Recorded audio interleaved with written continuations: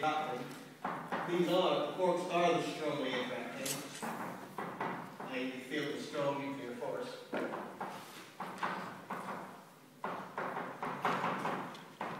That's really what distinguishes them from the leptons. Also come in three generations. Generation 1 contains the quarks up and down, so-called.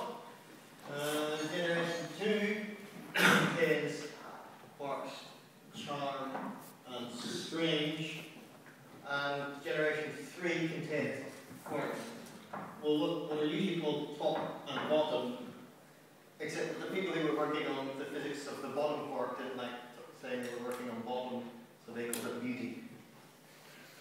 So it's sometimes called bottom, and sometimes called beauty.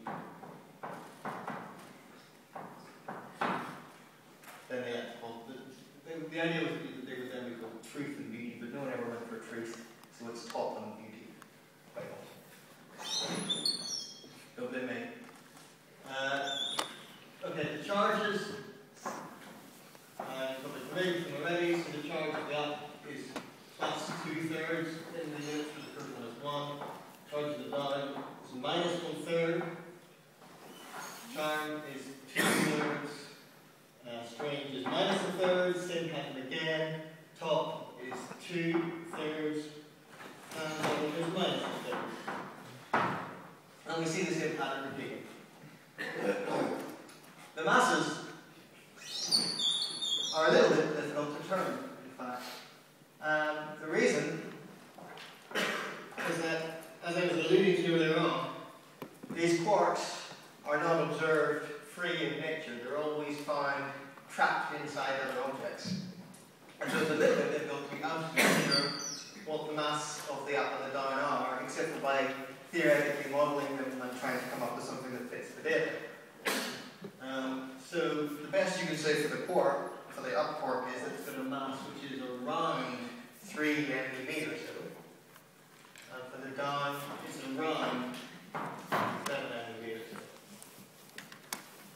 Now note that the mass of the quarks is actually very much less than the mass of the proton or the neutron. So those of you who already know how many protons or how many quarks one finds inside protons and neutrons might think that it's a goal. There's only 3 quarks inside a proton or a neutron, and the masses of these objects do not add up to anything like the mass of a proton or a neutron. You might then worry that if you had to bind these things, then you'd have to subtract some mass off, like we did for the nuclear physics, in order to have even less energy, because we need to subtract off the binding energy. And it turns out that there is an awful lot of energy, mass if you like, trapped up inside the field of the force-carrying particles, which are called gluons, which hold this nucleus together, or hold this proton and neutron together. And so most of the mass of a proton does not come from its quark constituents. Most of the mass of the proton comes from the energy of the other particles inside the field, the strongly interacting field inside those objects.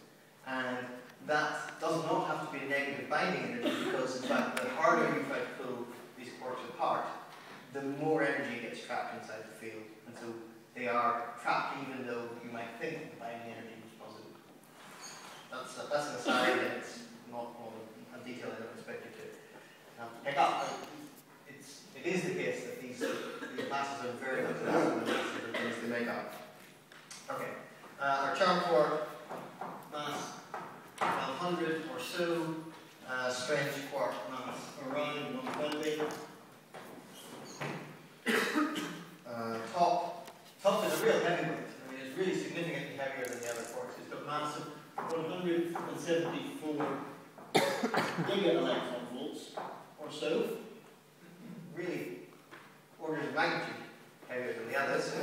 And the mass of the beauty or bottom quark is around 4,300 or so in MeV. You will bet this before, I expect many of you. These are the 6 the 3 generations of leptons, the 3 generations of quarks, plus we also have antiparticles.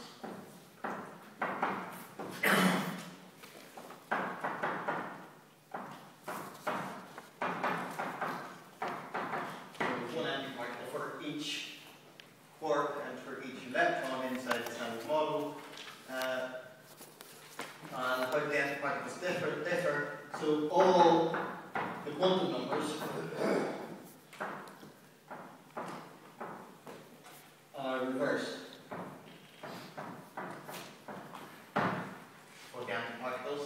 So for example, as you know, the anti-electron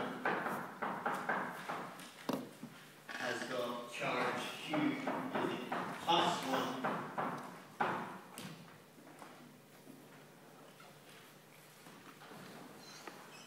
However, the masses are the same. The antiparticles.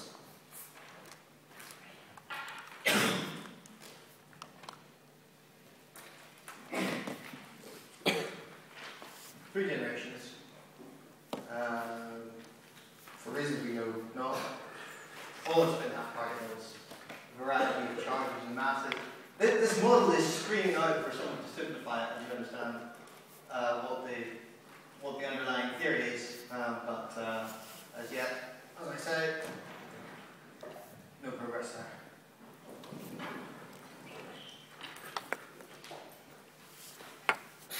Okay, so some comments on these. So the heavy guys, heavy quarks,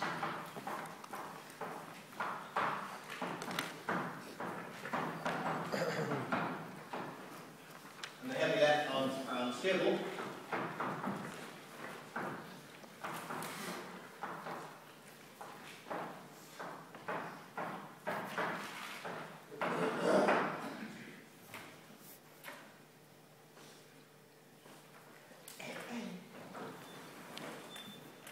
Though we shan't be doing it here, in principle you could calculate, if you wanted to, the rate of decay of each of them, which would be the full width at half max of any Breit-Wigner process in which you produce these things.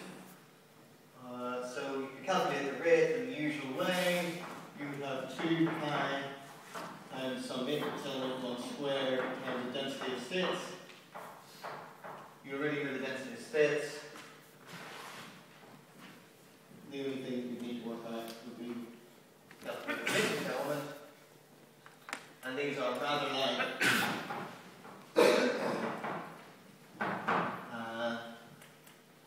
the matrix elements for weak decays.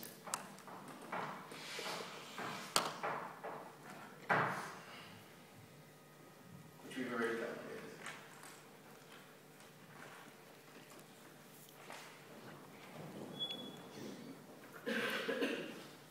But at this point, what we could do is to have a brief foray into the handout on Feynman diagrams. So this handout will be given at the next lecture. And this is the thing that allows you to calculate the matrix elements for each of the interactions of these particles. These are how to calculate the matrix elements, how to calculate forces, how to calculate interactions. Who's had a look already at the Feynman diagram now? Half of you or so. Okay, so we'll be there tomorrow. So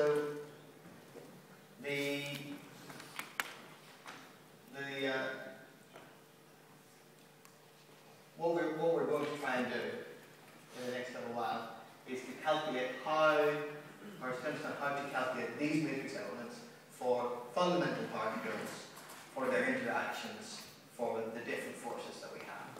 And the tool that we're going to use is a diagrammatic tool.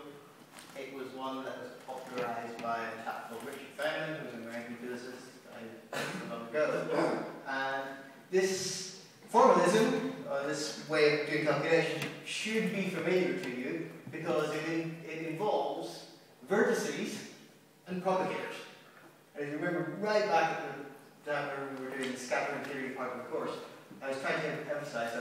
the things that we were picking out, the things that were necessary in order to calculate any scattering process, was to understand the vertices, understand what was created and annihilated, and to understand how to calculate the propagators.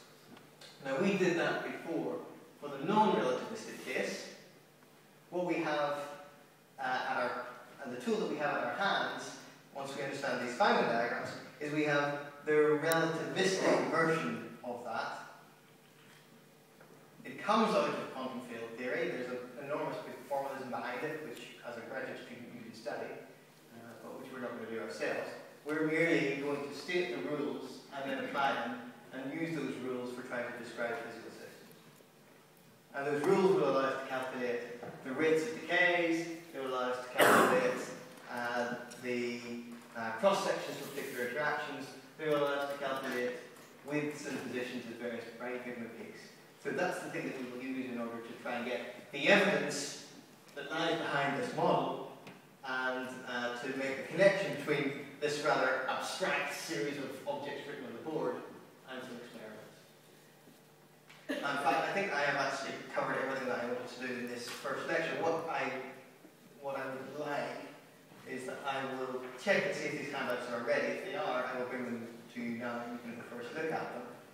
If they're not, then they'll be ready at the start of the lecture next time if you come in 10 minutes earlier. So